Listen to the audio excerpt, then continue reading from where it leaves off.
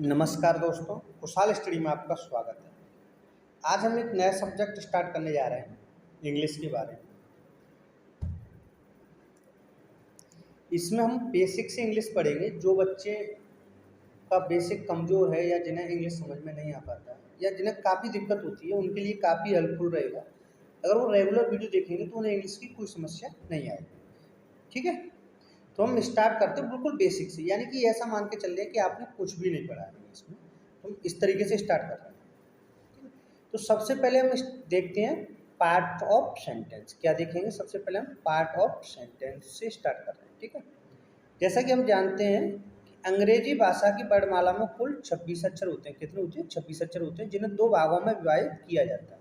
यानी अक्षरों को हम क्या बोलते हैं? लेटर्स बोलते हैं। क्या? लेटर। लेटर्स को हमने दो भागों में बांट दिया, स्वर में और व्यंजन। ये हम सब लोग जानते हैं। स्वर को हम क्या बोलते हैं? वोवल, और व्यंजन को कॉन्सोनेंट। वोवल कौन कौन से होते हैं? ए, ई, आई, ओ, यू।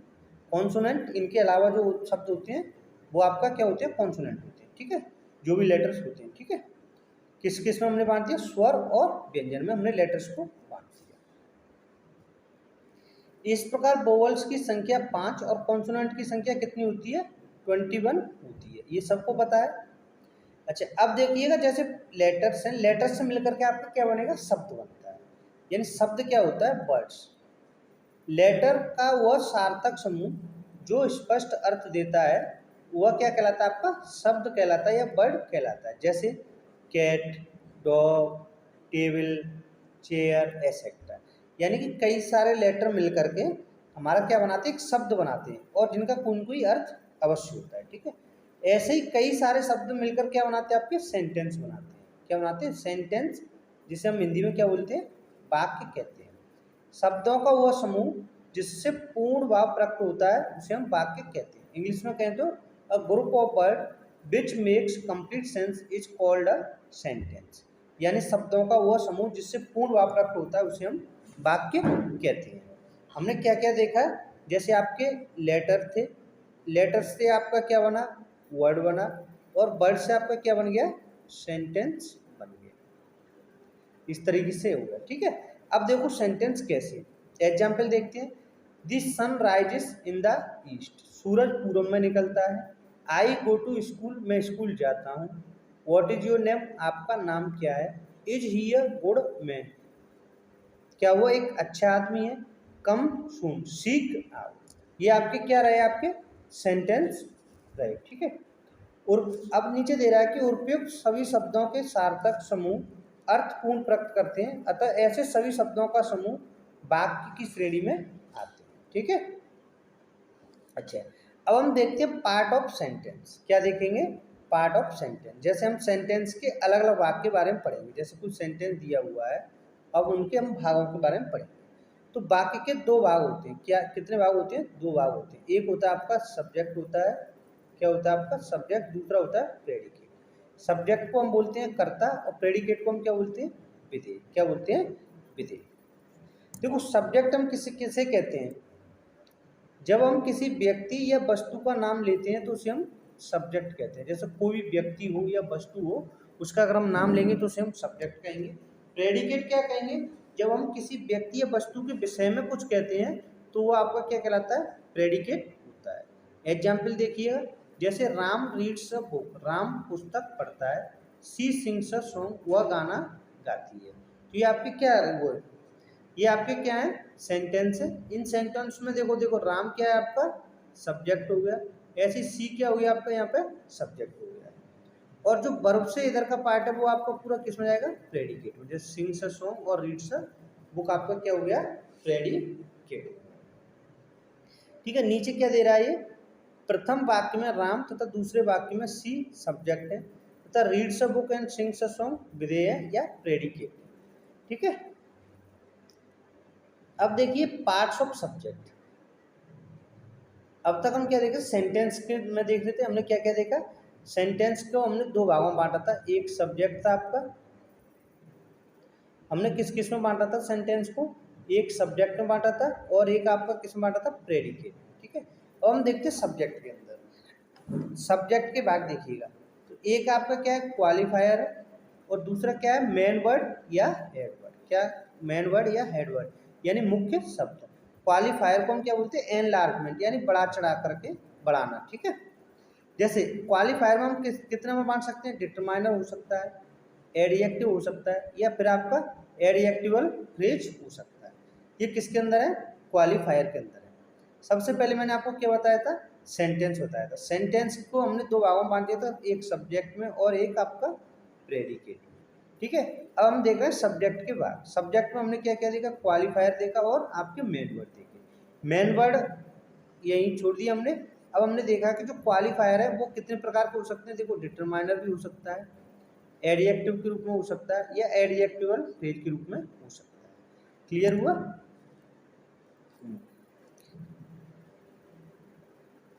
अब देखिए, जैसे पार्ट्स ऑफ प्रेडिकेट। प्रेडिकेट के भाग कौन कौन से होंगे, जैसे वर्ब होगा आपका, ऑब्जेक्ट होगा और आपका कॉम्प्लीमेंट होगा। जैसे कुछ सेंटेंस होता है ना, तो उसमें हम पढ़ते हैं कर्ता, क्रिया और आपका क्या बोलते हैं, कर्म। तो जो करता है, करता तो हमने देख लिया क्या क्या था, मेन वर्ड या आपके क्वालिफायर।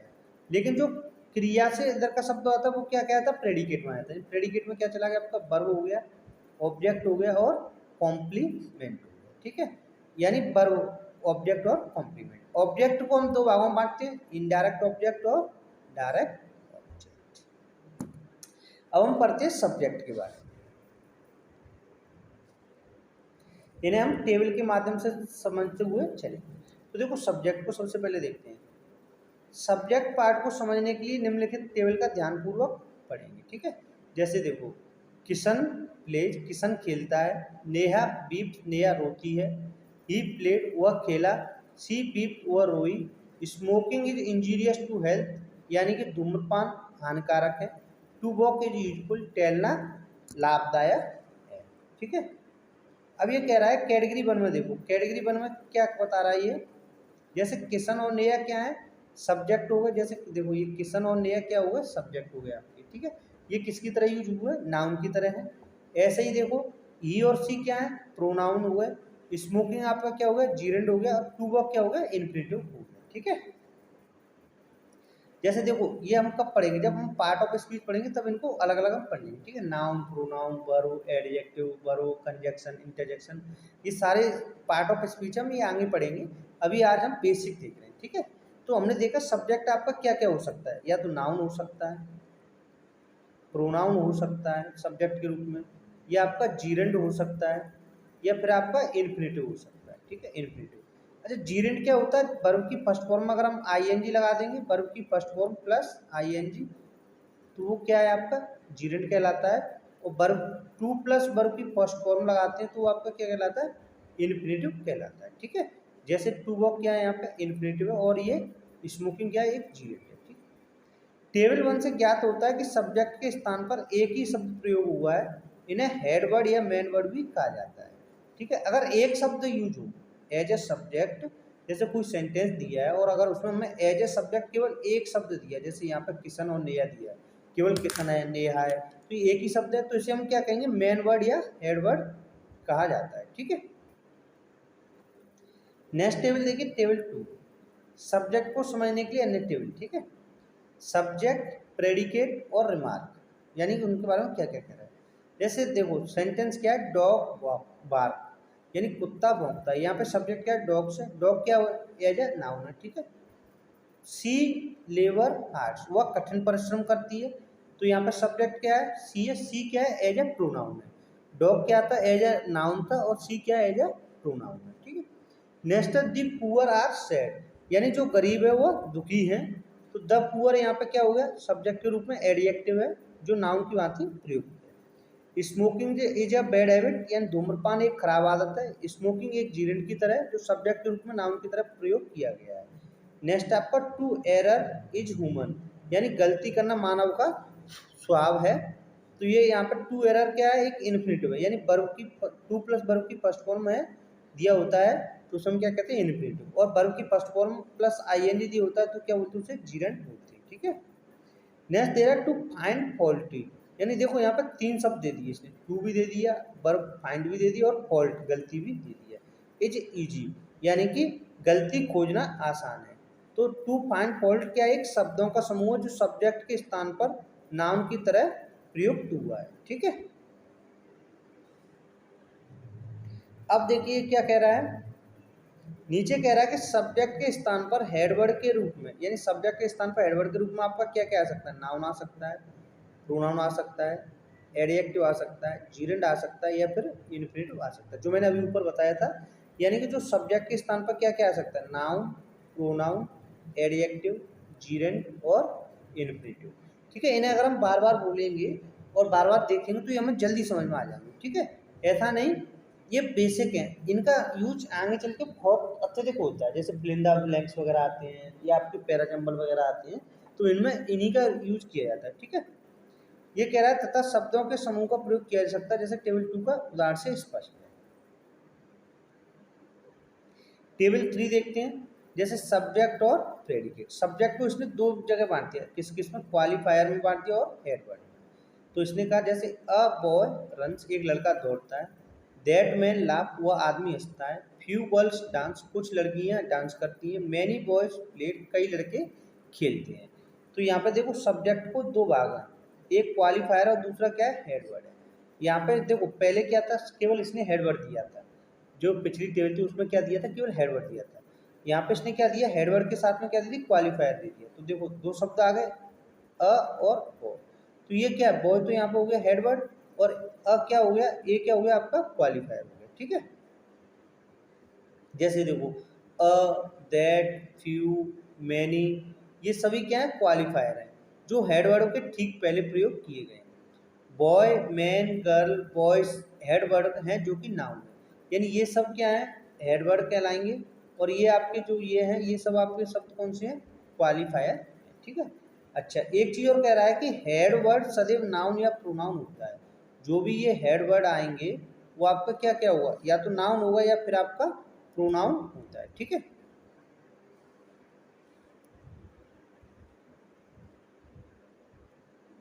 नेक्स्ट टेबल है 4। टेबल 4 में क्या दे रहा है, ये सब्जेक्ट में इसने देखो अभी इसने सबसे पहले टेबल में क्या दिया था, केवल हेडवर्ड दिया था। दूसरी टेबल में क्या दे दिया इसने, क्वालिफायर भी दे दिया, और अब इसने क्या दे दिया, डिटरमाइनर भी दे दिया, यानी तीन शब्द दे दिए सब्जेक्ट के रूप में। कितने दे दिए, तीन शब्द, डिटरमाइनर, क्वालिफायर और हेडवर्ड। ठीक है, जैसे अ ब्लाइंड मैन, एक अंधा आदमी, वॉक्स टहलता है, दी ब्यूटीफुल गर्ल डांस, एक सुंदर लड़की डांस करती है, दी ओल्ड लेडी क्राइड, बूढ़ी औरत रोती है, दीज प्रेटी बेबीज प्ले, ये सुंदर बच्चा खेलता है। ठीक है, तो उपयुक्त टेबल 4 में डिटरमाइनर और क्वालिफायर मुख्य शब्द की व्याख्या कर रहे हैं। अब जैसे हम बात करें अ ब्लाइंड मैन, एक अंधा आदमी, तो ये किसकी व्याख्या कर रहे हैं, आदमी की व्याख्या कर रहे हैं। ठीक है, कौन कौन, ब्लाइंड और एक अंधा आदमी। तो ऐसी दशा में हेडवर्ड के पूर्व प्रयोग होने वाला शब्द क्या होता है, एडजेक्टिव होता है, यानी जो हेडवर्ड दिया यानी नाउन है, नाउन को क्वालिफाई करने के लिए कौन आता है, एडजेक्टिव आता है। तो ये जो सारे शब्द हैं ये वाले, ये सब कौन से शब्द हो जाएंगे, एडजेक्टिव कहलाएंगे। ठीक है, और ये सारे शब्द क्या हो गए, मैन, गर्ल, लेडी, बेबी, जो सब नाउन हो गए। ये क्या हो गए आपके, नाउन हो गए, और ये एडजेक्टिव। इन्हें आप क्या कहेंगे, ए, द, दीज, ये आपके डिटरमाइनर कहलाएंगे। ठीक है, नोट में देखते हैं, जब हेड वर्ड से पहले एक शब्द हो तो उसे क्या कहेंगे, क्वालिफायर कहेंगे, और जब दो शब्द हों तब उसे हम क्या कहेंगे, एडजेक्टिव शब्द को क्वालिफायर कहेंगे, और एडजेक्टिव शब्द के पहले प्रयोग होने वाले शब्द को हम क्या कहेंगे, डिटरमाइनर कहेंगे। ठीक है, यानी नोट हमने क्या देखा, जैसे कोई हेड वर्ड है, उससे पहले आएगा तो वो क्या कहलाएगा आपका, क्वालिफायर कहलाएगा, और उससे भी जो पहले आएगा वो क्या कहलाएगा आपका, डिटरमाइनर कहलाएगा। डिटरमाइनर में क्या आता है, ए, एन, द, दीज, ये सब डिटरमाइनर में आते हैं। क्वालिफायर कौन सा होता है, एडजेक्टिव शब्द होते हैं, और जो हेड वर्ड या मेन वर्ड होते हैं वो क्या होते हैं आपके, नाउन होते हैं। क्या होते हैं, नाउन, ये नाउन में आते हैं, ये एडजेक्टिव में आ गए, और ये डिटरमाइनर। ठीक है, जैसे देखो ये दी क्या है, डिटरमाइनर हो गए, blind, beautiful, old, pretty adjective हो गए, और मैन, गर्ल, लेडीज ये क्या है, नाउन, ये सब हेड वर्ड में आ गए। ठीक है, नेक्स्ट टेबल है टेबल नंबर 5। टेबल नंबर 5 में दे रहा है ये डिटरमाइनर, क्वालिफायर, हेडवर्ड और एडजेक्टिवल फ्रेज। यानी कि फ्रेज और आता है, यानी एडजेक्टिवल फ्रेज भी आता है और प्रेडिकेट। जैसे ये कैसे, देखो, the old lady in the room is wise, यानी बूढ़ी औरत इन द रूम जो कमरे में है, इज वाइज कैसी है, बुद्धिमान है। तो जो ओल्ड लेडी है उसने स्पेसिफाइड कर दिया कहाँ के लिए, जो कमरे में है, कहाँ है, इन द रूम, ठीक है। दूसरा कह रहा है हिज एल्डर ब्रदर, उसका बड़ा भाई, इन कलकत्ता, जो कोलकाता में, इज अ प्रोफेसर, एक क्या है, एक प्रोफेसर है। तीसरा कह रहा है अ ब्लैक बर्ड, एक काली चिड़िया, सिटिंग इन द ट्री, जो पेड़ पर बैठी हुई है, फ्लीव अवे, उड़ गई। दो प्रेटी फ्लोवर्स, वो वे सभी सुंदर फूल, इन द वे जो बेस में है, विदर्ड, मुरझा गए। माई एल्डर ब्रदर, मेरा बड़ा भाई, जो मुंबई में, इन मुंबई, इज एन एक्टर, एक क्या है, एक्टर, ठीक है। तो ये सब क्या है इसके, ये तो देखो यहाँ से यहाँ तक आपका किस में आ गया, इस सब्जेक्टिव केस आ गया, और ये कौन सा आपका हो गया, प्रेडिकेट हो गया, यानी जो वर्ब के बाद, वर्ब से और वर्ब के बाद के जो होते हैं वो प्रेडिकेट में आ जाते हैं। अब देखो सब्जेक्ट में, देखो ये तो हो गया आपका मेन वर्ड हो गया, ये क्वालिफायर हो गया, और ये क्या हो गया आपका, डिटरमाइनर, ठीक है। और जो ये वाले क्या है, ये एडजेक्टिवल फ्रेज हो गए, कौन से हो गए, एडजेक्टिवल फ्रेज। आगे देखते हैं, जैसे ये कह रहा है उपयुक्त टेबल 5 में हेड वर्ड की व्याख्या करने के लिए कौन कौन से शब्द थे, डिटरमाइनर था, एडजेक्टिव था, और कौन सा था, एडजेक्टिवल फ्रेज था। का उचित प्रयोग हुआ है, एडजेक्टिव प्रयोग का प्रयोग हेड वर्ड शब्द के बाद होता है, यानी जो हमें ध्यान रखने वाली चीज़ है वो क्या है, हेड वर्ड है उसी के बाद में आएगा, एडजेक्टिव फ्रेज कब आएगी, हेड वर्ड के बाद में आएगी, ठीक है। अच्छा, सब्जेक्ट एक होने की स्थिति में हेडवर्ड क्या होगा आपका, नाउन होगा, प्रोनाउन होगा, जीरेंड होगा, या फिर इन्फिनिट होगा, अगर केवल सब्जेक्ट में एक ही वर्ड दिया हुआ है, यानी सब्जेक्ट एक हो तो। अब ये कह रहा है सब्जेक्ट की व्याख्या होने पर सब्जेक्ट सदैव क्या होता है, नाउन होता है। सब्जेक्ट की व्याख्या एक शब्द द्वारा होने पर यह सब्जेक्ट के पहले प्रयोग हुआ और इसे क्वालिफायर कहेंगे। अगर दो शब्द दिए हों और एक उस सब्जेक्ट की व्याख्या कर रहा हो तो वो क्या होगा, क्वालिफायर कहलाएगा, क्या कहलाएगा, क्वालिफायर कहलाएगा। तो नेक्स्ट पॉइंट है 4, सब्जेक्ट की व्याख्या करने के लिए इससे पूर्व दो शब्द प्रयुक्त होंगे तो पहले शब्द को हम क्या कहेंगे, डिटरमाइनर कहेंगे, और दूसरे शब्द को हम क्या कहेंगे, क्वालिफायर कहेंगे। इस दशा में क्वालिफायर सदैव क्या होता है, एडजेक्टिव होता है। नेक्स्ट पॉइंट है सब्जेक्ट की और अधिक व्याख्या करने के लिए एडजेक्टिव फ्रेज का प्रयोग होता है जो सब्जेक्ट के बाद में प्रयोग किया जाता है। आगे कह रहा है कि डिटरमाइनर और क्वालिफायर का प्रयोग सदैव सब्जेक्ट के पहले करेंगे, यानी कि जो आपके हेडवर्ड दिया है उससे पहले आपका क्या क्या आता है, क्वालिफायर आता है, और क्या आता है, डिटरमाइनर आता है, और अगर हेडवर्ड के बाद में आएगा तो आपका क्या आएगा, एडजेक्टिव फ्रेज आएगा, ठीक है। ये कह रहा है संक्षेप में वाक्य का क्रम इस प्रकार होगा, जैसे कैसे, देखो डिटरमाइनर पहले होगा, उसके बाद एडजेक्टिव होगा, उसके बाद नाउन या हेडवर्ड होगा, और फिर बाद में आपका फ्रेज आएगा, और ये आपका प्रेडिकेट बात, ठीक है। ये आपके कहाँ पे काम आएंगे, जब आप पैराजम्बल वगैरह, ये आपके fill in the blanks, FAQ वगैरह जब करोगे तो उनमें इनका यूज किया जाता है, ठीक है। आगे देखते हैं, ये कह रहा है कि यहाँ यह भी ध्यान रखना है कि जीरेंट, यानी जेरेंट क्या होता है, वर्ब में ING लग जाता है, और इनफिनिटिव 2 प्लस वर्ब की फर्स्ट फॉर्म भी सब्जेक्ट के रूप में प्रयोग हो सकते हैं। कभी कभी इनकी व्याख्या के लिए अन्य शब्दों का प्रयोग होता है, ये शब्द इनके ऑब्जेक्ट मॉडिफायर होते हैं जो इस टेबल में हम देखेंगे, ठीक है। जैसे देखो यहाँ पे हेडवर्ड क्या है, वॉकिंग, वॉकिंग इज यूजफुल, यानी टहलना कैसा, यूजफुल है। लेकिन अब ये क्या कह रहा है, जो हेड वर्ड है उसको भी मॉडिफायर और एक्टिव आ गया, उसका क्या आ गया, मॉडिफायर और ऑब्जेक्ट आ गया, यानी वॉकिंग इन द मॉर्निंग, यानी टहलना कब, सुबह टहलना, walking in the morning is useful, कैसा है, लाभदायक है। Swimming is a good exercise, अगर ये केवल इतना दिया होता, swimming is a good exercise, यानी तैरना एक अच्छी एक्सरसाइज है। लेकिन ये क्या कह रहा है, स्विमिंग इन द रिवर, तैरना कैसा तैरना, नदी में तैरना, यानी इसने व्याख्या कर दी किसकी, हेडवर्ड की। ऐसी ओवे अवर टीचर, आज्ञा का पालन करना, इज अवर ड्यूटी, हमारा कर्तव्य, लेकिन किसकी कह रहा है, अवर टीचर, अपने अध्यापकों की। To get is my aim, प्राप्त करना मेरा क्या उद्देश्य है, लेकिन क्या, गुड मार्क्स, अब ये किसकी व्याख्या कर रहा है, हेड वर्ब की कर रहा है, तो कौन ये आ गए, मॉडिफायर ऑब्जेक्ट कहलाएंगे। ये क्या कहलाएंगे आपके, मॉडिफायर ऑब्जेक्ट। अब ये कह रहा है कि टेबल 6 में वॉकिंग और स्विमिंग जीरेंड है, टू ओबे और टू गेट दोनों क्या है, इन्फिनेटिव है। यानी कि जो वर्ब की फर्स्ट फॉर्म में आईएनजी लग के आते हैं उन्हें हम जीरेंड कहते हैं, और टू प्लस वर्ब की फर्स्ट फॉर्म में होती है उन्हें हम क्या कहते हैं, इन्फिनेटिव कहते हैं। नेक्स्ट टेबल समझते हैं। देखो ये तो हम जब जीरेंड वगैरह आगे पढ़ेंगे तब ये क्लियर होगा, ठीक है। अभी तो केवल हम सब्जेक्ट और प्रेडिकेट पे हमें ध्यान देना है। किस पे देना है, सब्जेक्ट और प्रेडिकेट पे। तो इतना क्लियर हो रहा होगा आपका, जो प्रेडिकेट भाग होता है वो हमेशा वर्ब से स्टार्ट होता है, और जो वर्ब से पूर्व का भाग होता है वो आपका क्या कहलाता है, सब्जेक्ट कहलाता है, ठीक है। सब्जेक्ट में देखो जैसे ये क्या कह रहा है, सिंगिंग प्लीजेस मी, वेटिंग टायर्स मी, यानी वेट करना मुझे थकाता है, वर्किंग कीप्स अस हेल्दी, कार्य करना हमें स्वस्थ रखता है, स्मोकिंग इज हार्मफुल, यानी कि धूम्रपान हानिकारक होता है, और सेविंग पेज, यानी जो हम बचत करते हैं वो लाभदायक होता है, ठीक है, पेज करता है। तो सब्जेक्ट के रूप में प्रयुक्त जेरेंड के कुछ अन्य उदाहरण भी देख लेते हैं। यानी जो ये सब्जेक्ट है ये क्या है, जेरेंड के रूप में प्रयोग हुआ है। सब्जेक्ट के रूप में प्रयुक्त इन्फिनेटिव के कुछ उदाहरण देखिए। जैसे इन्फिनेटिव के रूप में सब्जेक्ट कौन कौन सा, जैसे टू प्लस वर्ब की first form, to work hard should be our aim, कठिन परिश्रम करना हमारा उद्देश्य होना चाहिए। टू वर्क इज वर्शिप, कर्म ही पूजा है। To save for the future, यानी भविष्य के लिए सेविंग करना। इज ऑलवेज यूजफुल, कैसा है, लाभदायक होता है।